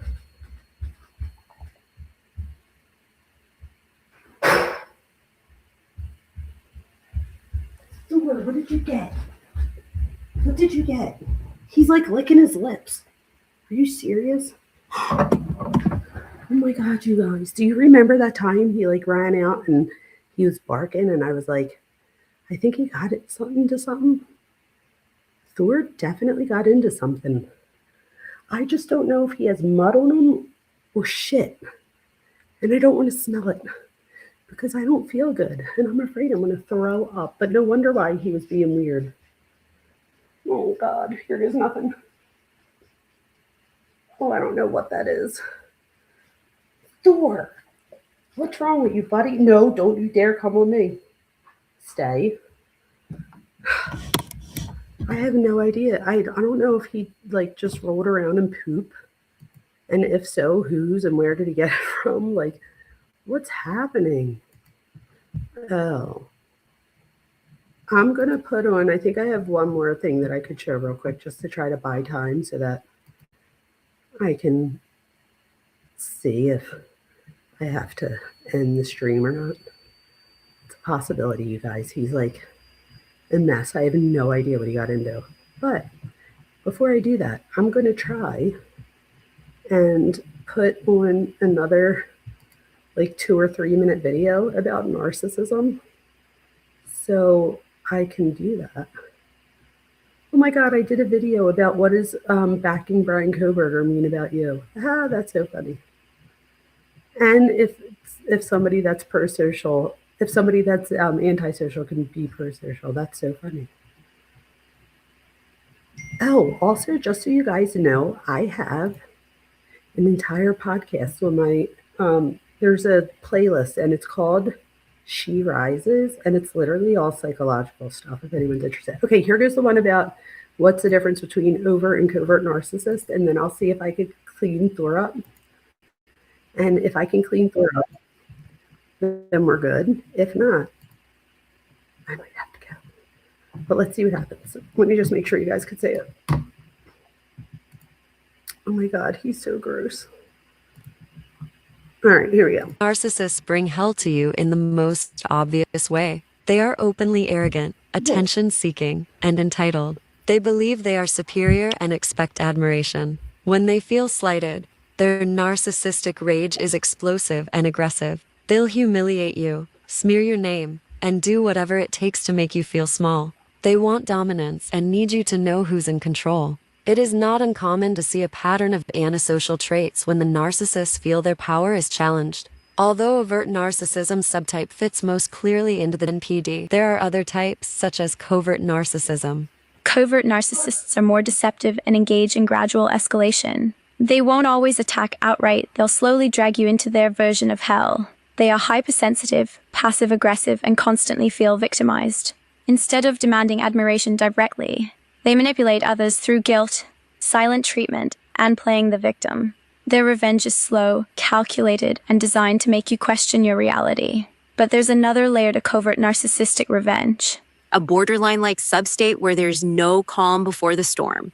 Instead of their usual slow burn tactics, they suddenly erupt in emotional chaos. Unlike the cold, calculated rage of an overt narcissist, this type lashes out impulsively, overwhelmed by a mix of insecurity and fury. After the explosion, they retreat into their covert tactics, painting themselves as victims to justify their actions. Okay, perfect timing. I might have been able to Overt narcissists bring hell to you in the most... I might have been able to save my life. You guys. He's so gross. Thor. Oh, now I think everything I say is like muttered. Ew, he just tried to lick it. I was like, oh, you guys, that was so gross. Oh my God, what are you guys saying?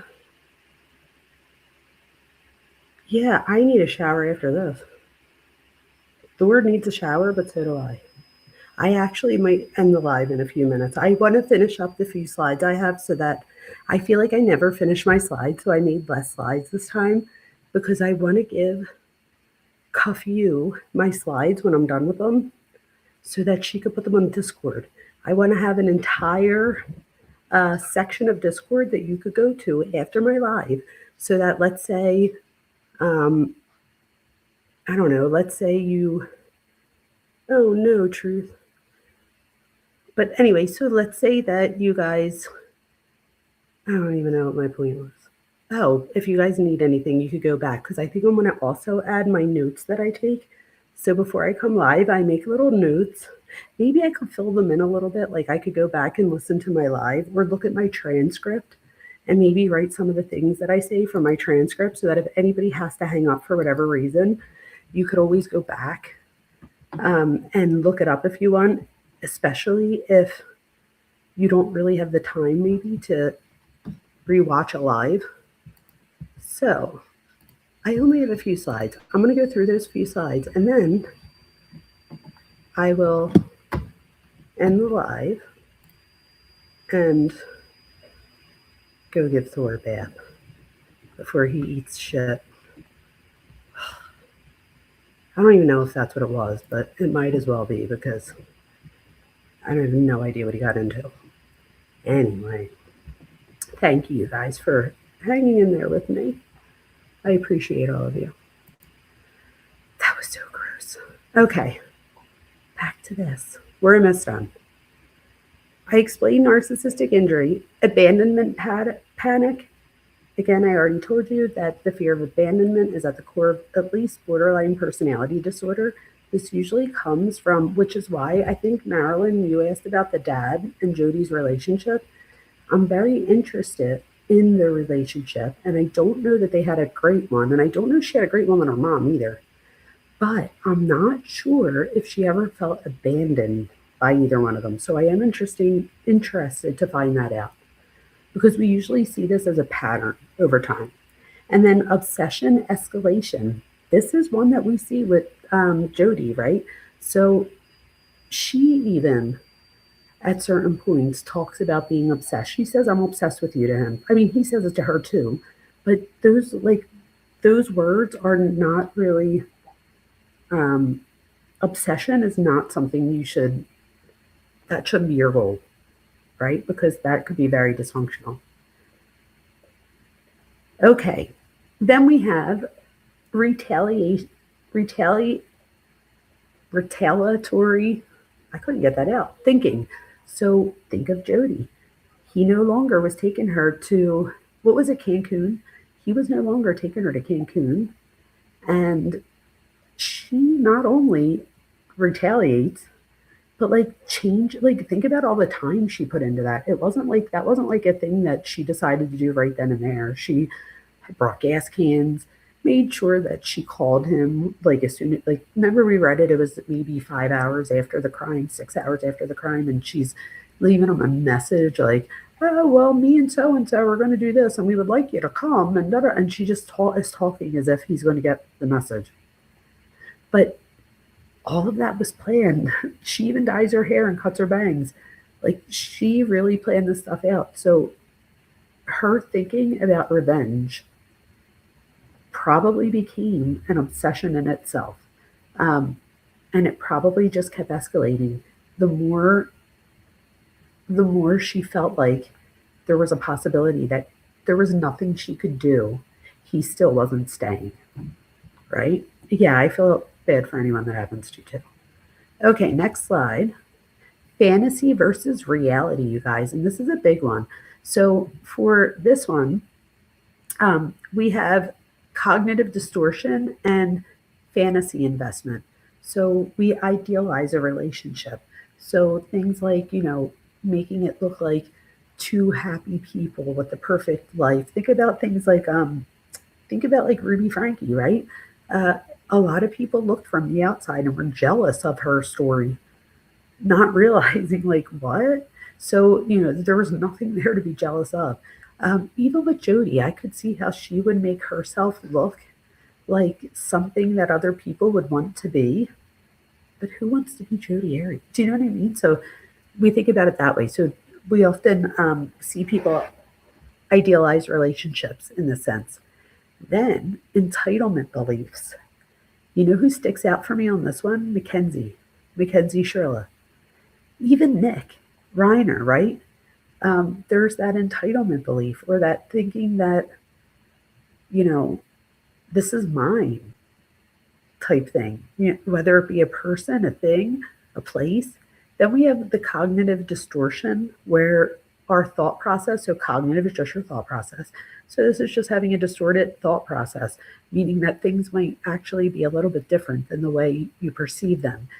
The important thing here, though, is to remember that perception is a reality even when it's not real. I'll say that again. Perception is reality even when it's not real.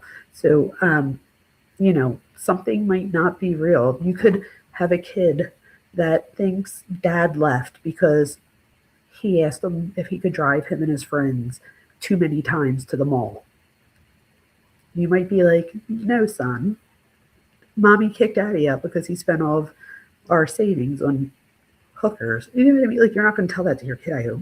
So, but if that kid feels like they asked to, drive too many times to the movies or to the mall, you have to treat that as though that's that kid's reality. So you would obviously, when there's a cognitive distortion, you want to make sure that you rewrite that reality the way that it is for the person. Now, again, if this was the kid I'm talking about, you would just say, no, that absolutely is not true. Mom and dad love you, but you couldn't ask him, too many times to drive you anywhere. And you would just say something like, it's an adult issue that you don't have to worry about. Mom and dad are still going to work together to be the best parents we can for you, and then move on. Control over truth. This is another one. This often happens with narcissists. Narcissists have the ability to not only rewrite a story in a way that makes them look grandiose in some sense, but they could know that they're embellishing and distorting the truth and like doubled down on it, like Jodi did when he said, just admit it. I know you did that. Like, I know you did X, Y, and Z. I just want you to admit it. He's like, I'm not even mad about it. I just don't want you to lie anymore. And she just kept controlling the narrative until he eventually is like, Jodi, you're going to be the death of me. He literally says that in one of the messages, which was so interesting to see. I didn't see a lot of those messages. Okay, next one. We're getting there. Okay, so our next one is about public confusion. So this is a big one. So with public confusion, we have why people might argue in this case. Although ever since she was convicted, there's less people that question her innocence, but there still is. If you guys remember, there's a white bracelet out there that says free Jodi or free Mackenzie bracelets, right? So there's always, or the Kohbergers. What about Kohbergers, right? They also think that, one thing or another. So people's realities wind up differing, and then that can be a sense of,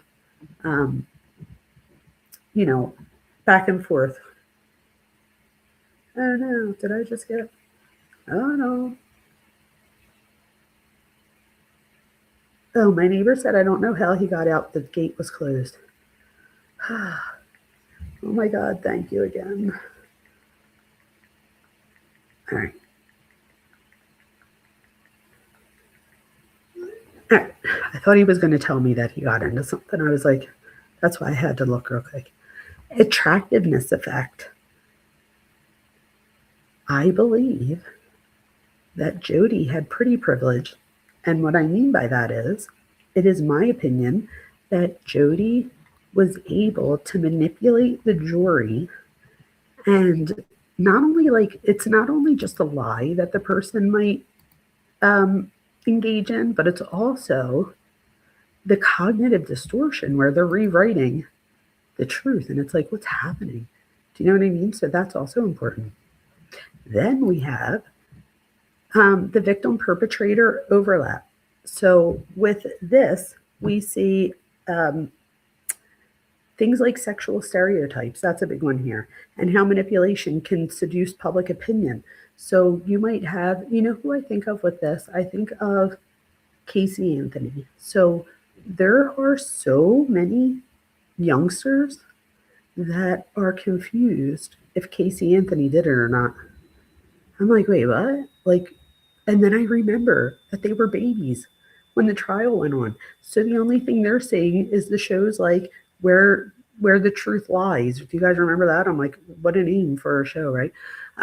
But even so, there's manipulative storytelling. So she sits down in that documentary and rewrites history in the way that was conducive for her. And she still has no reasoning for why she did certain things or why she lied to the police, for example, about working at Universal, stuff like that, until they were actually there. So we have manipulative storytelling. That is a big one. The next slide, we're almost done. I think we have one or two more because the last one is just a wrap up. So we have important clarifications. So this is not all about women. That's a big one. This is not all about women. All right. So this isn't also, it's not just about survivors either, or relationships in general. So it's about a lot of things. It's about individual pathology and specific behavioral patterns that we see. And I always go back to behavioral patterns and consistency over time. One of the things that you want to see in people is their behavior consistent? So whether for good, for bad, whatever the case may be, look for things like consistency. Then we have, the individual pathology. This is a big one. So pathology just meaning the person's maybe diagnosable disorders, for example, would be pathology. But understanding the traumas and the triggers that come with a person into their adulthood, especially when the person hasn't had the time or the ability to get the help that's needed, right, in order to help them rewrite that story. That will lead to pattern-based behaviors.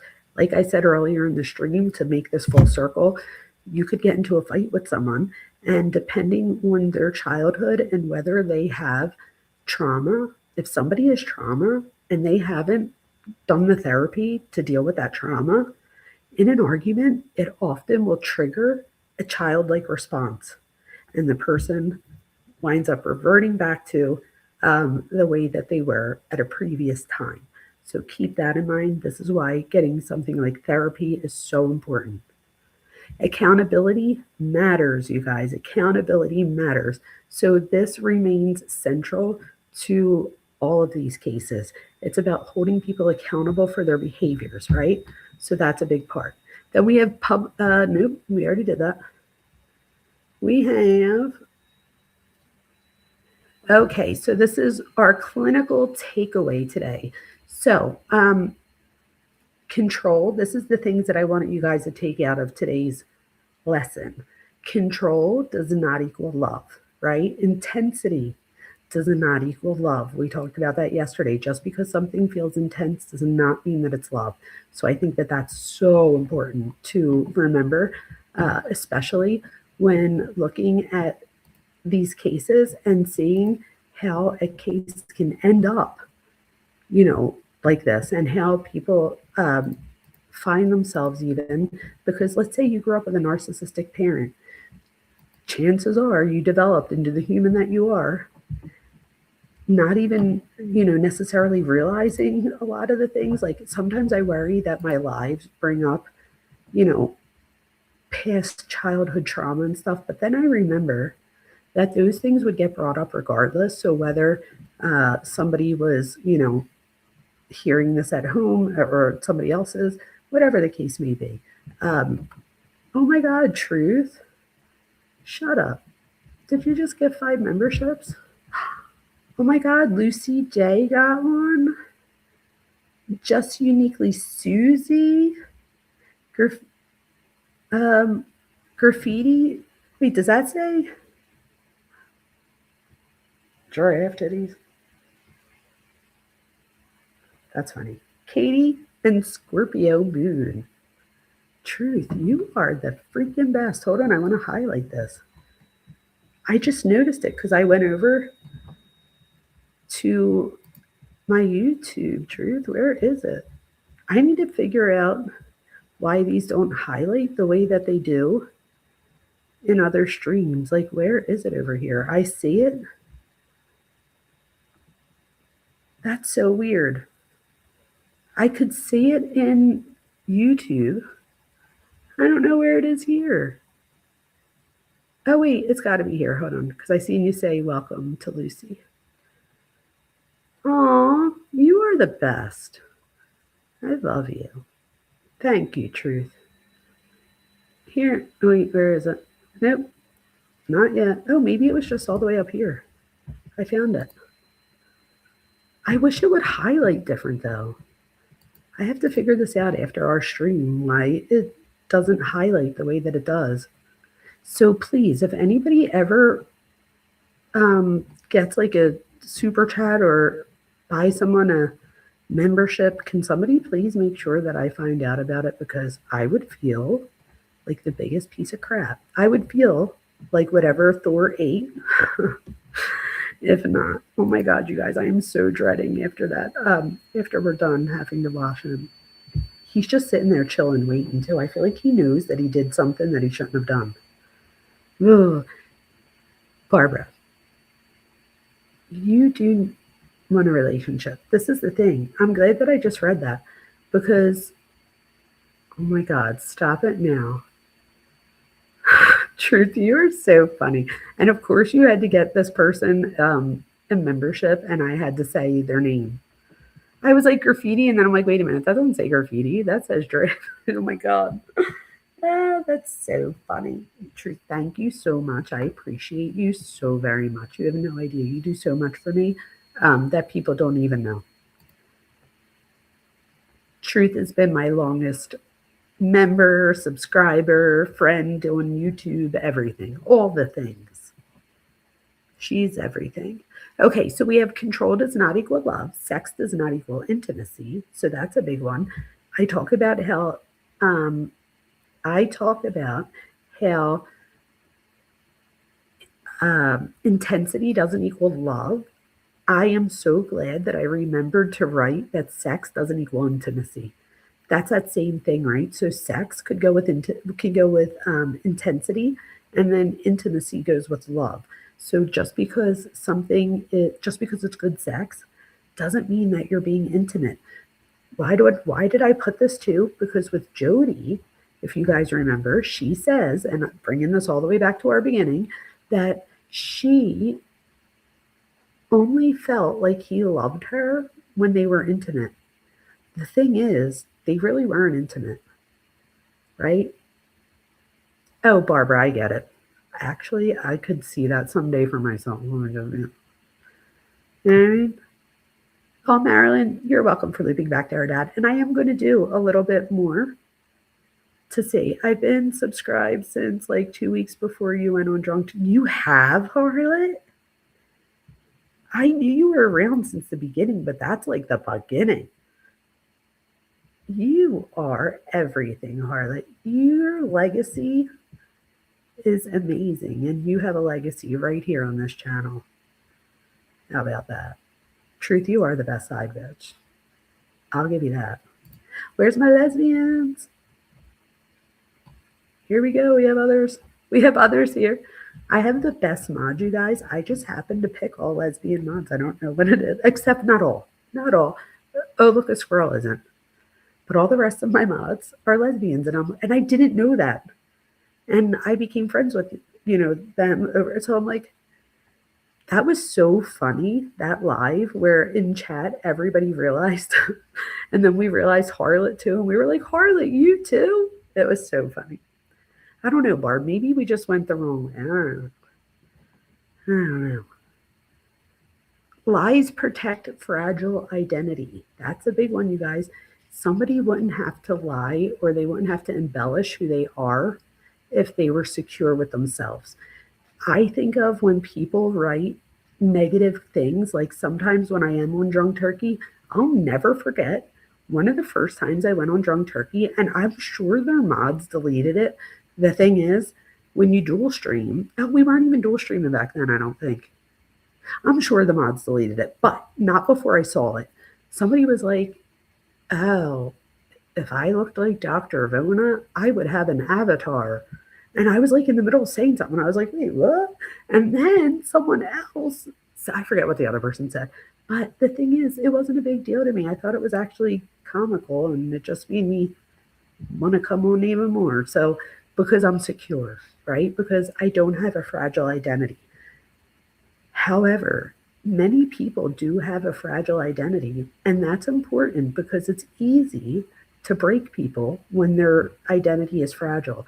So one of the things that I want to teach people over time here is how you can make your identity more armor-like so that there's less possibility of someone taking a jab and being able to actually get you. So those people tried to take a jab that night, and it didn't work.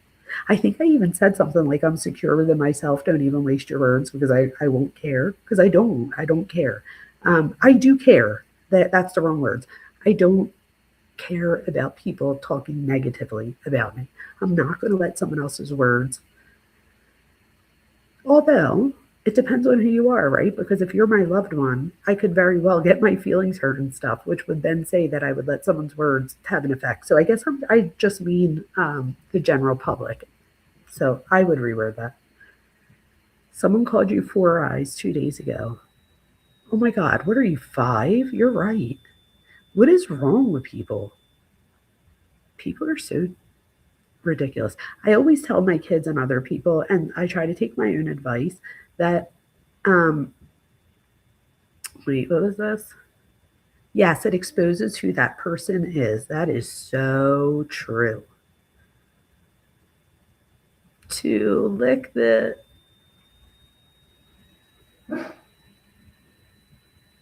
Oh, wait, what did I look a squirrel said?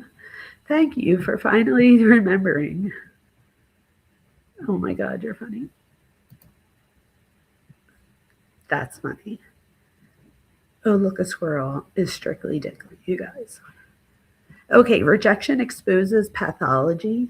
That's a big one. Going back to what I said in the beginning of the stream, to wrap it up and come full circle, I even gave you guys an example of how I don't feel good today. So I was being a little bit snappy and I got snapped right back at. But that was pathology. And it honestly, like, let's be honest. So people don't react when there isn't. And I'm not saying just the other person, even myself. So even me getting or having less patience and stuff like that, that all played into it. Yes, childish. I agree. Oh no, Truth, that's terrible. But I see what you're saying though, right? All right, let's be nice, Truth. I love you. But be nice, please. I don't like when people say bad things. But that goes back to my own pathology, right? So, like, you guys, that's the one thing I want you guys to get about me is that I never think that I am better or different than anybody else. I'm just like everybody else. So, confrontation makes me feel uncomfortable. And I'm sure that we could pin that back to something in my childhood with my, narcissistic parent type thing. Like, I'm sure there's a way to point this back, and I do it all the time. But I think that's why I'm able to get through a lot of things because I did do that work on myself, and I hope everybody can. Why can't we all just get along? Yes, that's what I'm saying, Lucy. Don't worry, I'll beat up Truth afterwards. You know what I mean? Truth, I'm kidding. I'm not going to beat you up, but I do want to beat you up a little bit. I love you.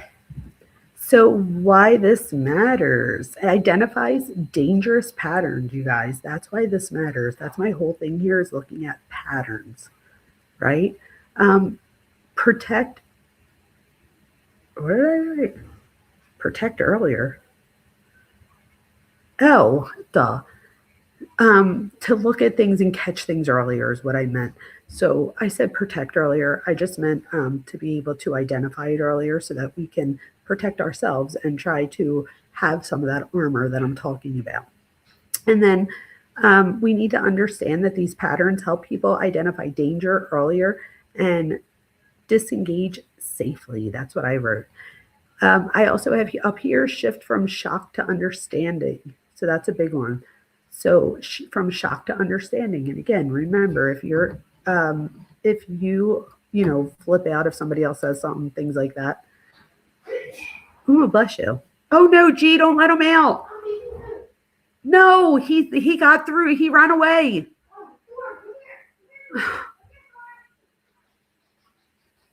She's like, I'm making food. I'm right here. Until he runs away again. I think that means that I should probably end. Because she's not getting him back in. She's even offering him a treat, and he's like, nah, I want to get to whatever I was in. Hang on.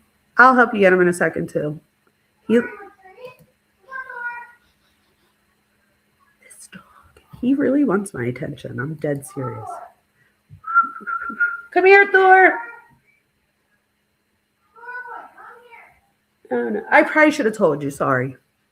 All right, you guys, I'm going to wrap it up because I think Thor just ran away again.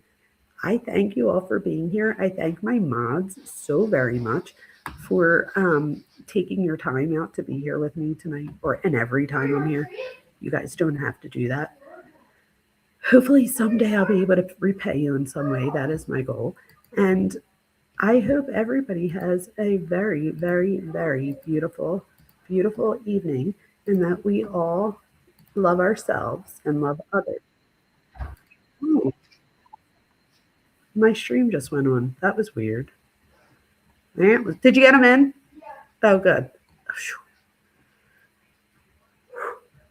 She got them in, you guys. Thank God. All right. The next live I do, I'm not really sure what my next live is going to be on. Let me be honest. I don't know if I'm going to be ready for, like, I do want to say how I feel about the Dr. John thing. I think that it's time. He's giving my people a bad name, and I need to stick up for us. And not stick up for us by putting him down. Stick up for us by defending why I think it's helpful to have someone in the true crime space that is educated in this field or trained in this field. It doesn't make me any better than anybody else. It just allows me to weigh in differently due to many years of research and stuff like that. Like when I'm not here, you guys, I did all this stuff for this live today, but I also today, and I was sick. I was like throwing up for like 3 hours today. I wrote 6 letters of recommendation for grad school. So 6 of my students needed a recommendation, and there was a deadline, and I just kept putting it off.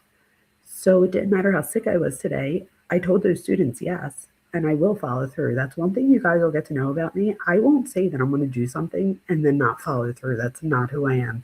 If I ever say I'm going to do something and it doesn't look like I'm following through, ask me if I'm okay, because chances are something's wrong. We love your point of view on true crime. I appreciate that, Tisa. And this is my thing. I kind of want to make a video so that I know that a lot of people will like, I'll listen. I've been listening a lot to Every Day with Jay and her coverage on that case. And one of the things that I notice is that not everybody knows that I exist, right? So a lot of people just have Dr. John, and then Dr. Bricado comes in every now and then, but he doesn't like have his own YouTube channel. Maybe he should, but he's busy himself. He's got his own thing. Maybe that's not what he even wants. But then, I'm sure there's others out there too. But I just want to get myself out there so that I can let people know that you can trust people and that people I'm not getting anything out of this right now. Hopefully, maybe someday I will. I don't know. As far as I am getting something out of it, as far as helping people. I mean, like for my time financially type thing, the super chats and all, absolutely. I think I'm talking about like YouTube doesn't give me some grandiose payment that makes me come here, right? I come here because I care and I want to help others. And that's why I'm here. And that's why I'll always, continue to show up because I care about you guys. Let's see what you said real quick. Oh, yeah, I can't believe I'm still sick. Truth tried to tell me that I might be going through menopause. Oh, Truth, you're just hitting a bunch of no's today. Oh, there's Dr. Barry, too. Wait, I think I have heard of Dr. Barry. I'm going to go look Dr. Barry up after we hang up. That's good. I'm glad to know that there's others, then it's not so small, because I think we need this out there. And someone like me that's a researcher that researches daily, I'm hoping that I bring something to true crime. Thank you all so much. Bertie, you are too. Oh, I can't. Thank you so much for being here. I appreciate you all. And I do not forget who shows up for me. So I thank you, all of you. And thank you to Andrea and Truth especially. You guys didn't have to do that. And I do ask if anybody else wants to help me out, just like and share and make sure you're subscribed. And if you didn't use your hypes, maybe spare one with me. I don't know. But you guys are great. I'll talk to you all probably tomorrow. I don't know which case it's going to be yet, but show up because we have fun no matter what it is. Oh, Wendy, thank you. Thank you, you guys. You guys are the best. Thank you so much, you guys. Have a good night.